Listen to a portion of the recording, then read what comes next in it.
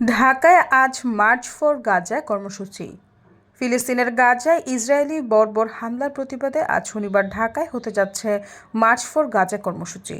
Palestine solidarity movement Bangladesh নামের একটি প্ল্যাটফর্মের আয়োজনে বিকেল ৩টা থেকে মাগরিবের আগ পর্যন্ত সোহরাওয়ার্দী উদ্যানে এই কর্মসূচি পালন করা হবে।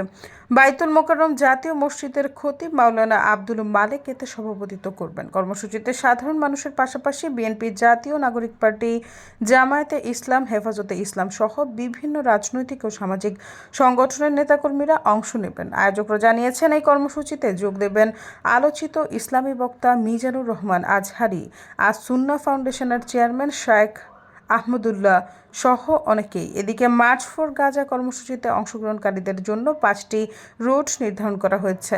আজ দুপুর 2টায় বাংলা মোটর, কাকরাইল মোড়, 0 পয়েন্ট, বকশীবাজার ও নীলক্ষেত মোড় থেকে সমাবেশ অভিমুখে পথযাত্রা শুরু হবে। অংশগ্রহণকারীরা নিজ নিজ পয়েন্ট থেকে নির্ধারিত রুটে সোহরাওয়ার্দী উদ্যানে প্রবেশ করবেন।